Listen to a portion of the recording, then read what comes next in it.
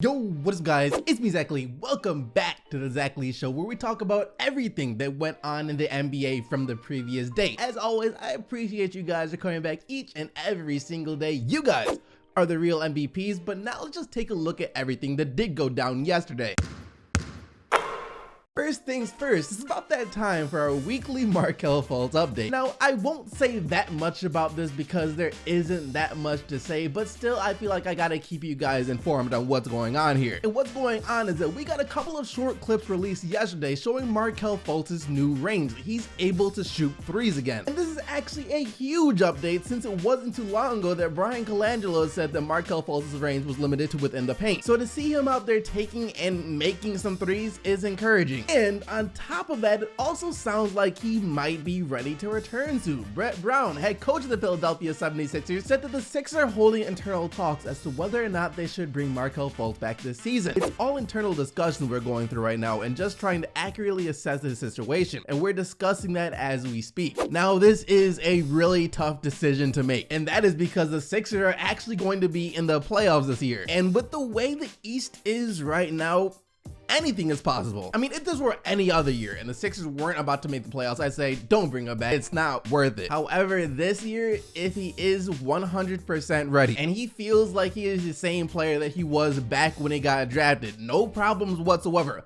I think it might be worth it to bring Markelle Fultz back. It will make sense for him to come back and help this team in their postseason run. Joel Embiid says for the rest of the regular season, they want to try and get a top 4 seed in the East so they can have home court advantage in the first round. Right now, they're currently the 6th seed, only 1.5 games out of the 4th seed and 2 games out of the 3rd seed. So a healthy Markelle Fultz could for sure help them in their effort to move up in the standings. But once again, this all depends on whether or not Markelle Fultz is really back to Markelle Fultz, 100% the same Markelle Fultz that we thought we were going to see this year. Because if he isn't all the way back, even if he's 90 to 95% of the way back, I'm saying, you know what, it's not worth it. The last thing you would want is to have a major setback. Sure, bring him back could help you possibly get to the second round of the playoffs, but is it really worth it? This Philadelphia 76ers team is going to be making a lot of deep playoff runs for many years to come. Is it worth it to make the second round this year and risk all the future success that you could have? Even quicker than that little update is this. This is just something I want to share with you guys real quick. As Russell Westbrook victimized yet another reporter yesterday. The guy simply asked Russell Westbrook a question about 2014, the year that the Thunder missed out on the playoffs. And then Russell Westbrook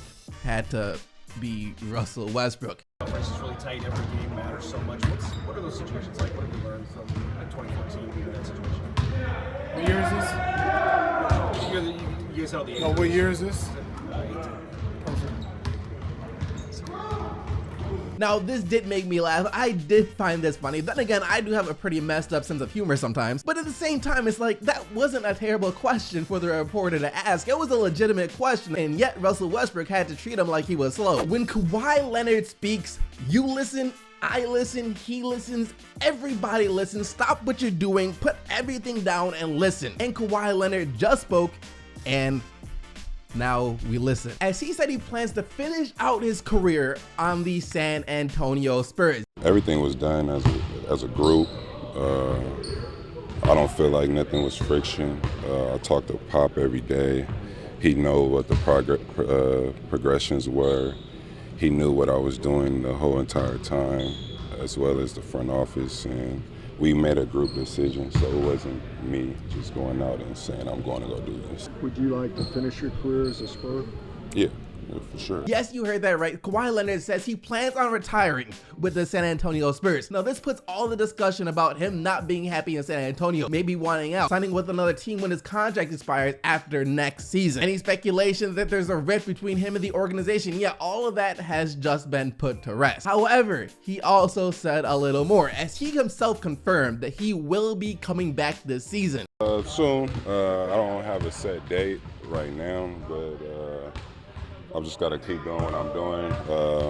The progression that I'm making, it's been great, so just got to keep doing what I'm doing. For Spurs fans, this has to be the biggest day of relief that they have had all season. It's been a really tough season for the San Antonio Spurs with all the injuries up and down. It's been everywhere. So with him not only coming out and saying that he's committed to this team going forward, that's great, but also to say that he's going to come back and save the season for the San Antonio Spurs. This was a great day for the Spurs organization. And the Western Conference is about to get a lot more interesting, assuming Leonard actually does come back this season and comes back pretty soon too. Because if he comes back within the next 5 to 10 games, he will still have a decent amount of time to shake off some rust before the playoffs start. And it'll also give the Spurs a decent amount of time to get used to playing with him again. Now they just have to make sure that other guys like LaMarcus Aldridge, Rudy Gay, Tony Parker, basically everyone else on the roster can stay healthy too. That wraps up all the news and updates from yesterday. Now let's take a quick look at the games from last night. Anthony Davis has been getting a lot of praise for his play with the Pelicans as of late, and rightfully so. Man has been unbelievably good.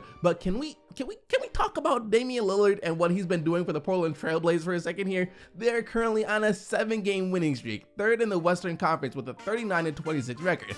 And Damian Lillard throughout this stretch has been unreal. Of course, he scored 19 points in the fourth quarter of the Blazers comeback win over the Lakers a couple of nights ago, but it didn't stop there. He stayed just as hot as he was at the end of that game in last night's game as well. Dropped 37 points on 10 of 18 shooting, 8 of 11 from deep to get the Blazers a 111-87 blow win over the Knicks. Like I said before, I don't think anyone other than Harden is getting the MVP this year unless something beyond unbelievable happens, like Dame or Davis averages 40 to 50 points and the teams go undefeated or close to it from here on out. But Lillard at least has to be in the conversation at this point. And he said that yesterday along with Jeff Hornacek, head coach of the New York Knicks. The guy is playing fantastic. He might be one of those guys who got to start talking about that MVP too with the way he's been playing. That's what Hornacek said, and this is what Lillard had to say about it. I said after I won Rookie of the Year, I said I think I can be MVP in this league. Being in the discussion, it's an honor to be mentioned, but I don't look at that and think, oh hey, they mentioned me in the MVP discussion. I feel that's the level of player I can be. He also went on to say that he feels like he's having his best season yet, and he is. There's no question about that, and there's also no question that he will at least be discussed in the MVP conversation this year. How do you go down with the hip injury, leave the game for a bit, and still come back and drop 41 points? Damian Lillard and AD, man, these two guys have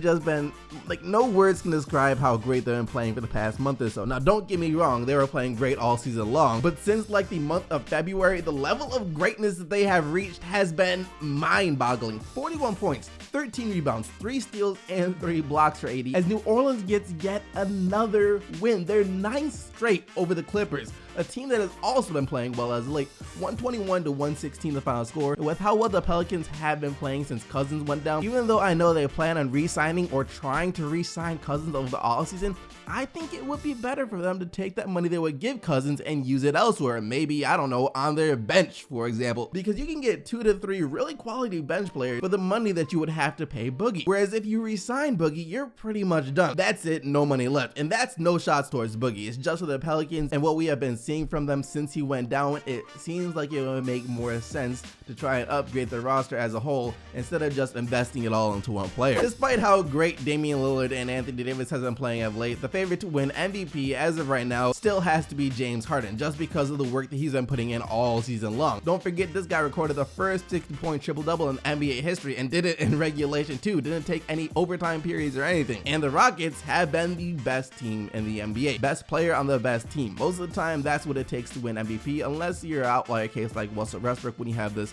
fantastic story or something to back up your play. And with the 122-112 win over the Thunder, the Rockets have now won 16 straight games. They're pretty much unbeatable. When Harden, Paul, and Capella all play, they still only lost 1 game when that trio plays. Do you guys understand how insane that is? On offense, you can't stop them, because with Paul on the team, you can't just focus all of your defensive efforts on James Harden and stop him and shut down the team. That doesn't work anymore. So offensively, good luck slowing them down, and also good luck just trying to flat out outscore them now, because they are a much improved defensive team as well, one of the best in the league. Capella has been great at protecting the paint. Ariza has always been one of the better defenders in the league. Chris Paul plays with a lot of defensive intensity. They also added PJ Tucker and Luke Bahamute on the offseason, those defensive-minded guys, and even James Harden has started playing defense this year too. I still don't think the Rockets are getting enough credit for how great of a team they are. And part of the reason I think people are treating the Rockets like they aren't a real championship contender is because of this team right here. The Golden State Warriors. For great as the Rockets have been, the Warriors have been just as good. Still tied with the Rockets in the standings. Right now it seems like the first one to lose loses. We know that Houston has said time and time again they want to finish the season with the #1 seed in the West so they can have home court advantage in the Western Conference Finals against Golden State. The Warriors, on the other hand, have said that they don't really care about that and are more focused on trying to play their best basketball when the playoffs start. Well, it'll be interesting to see how things unfold for these two teams from here on out, and they won't meet again until they both reach the conference finals, assuming they both do reach the conference finals. Oh, and as for this game against the Nets, Golden State won 114-101 behind Curry and his 34 points. And then in the Eastern Conference, you have the Toronto Raptors doing what they've been doing all season long, and that is winning. They won again yesterday, 106-90 over the Hawks, their 5th straight win and 14th in the past 16 games. DeMar DeRozan led the charge for the North with 25 in the night. After Philly blew a couple of 20-point leads in their last game against the Bucks, you knew that they were going to be playing with some extra fire against their next opponents, and unfortunately for the Hornets, that was them, as the Sixers cruised to a 128-114 victory. Ben Simmons with 16 points, 13 assists, and 8 rebounds as Philly shot the lights out, 58% from the field and 49% from deep. This Bradley Beal right here is a Bradley Beal that from afar you always thought he was going to be, and this time without John Wall has really helped him grow from a leader standpoint but also as a player. He sees the game differently having the ball so much. That is what Dwayne Wade had to say about Bradley Beal after Bradley Beal led the Wizards to a 117-113 overtime win against the Heat.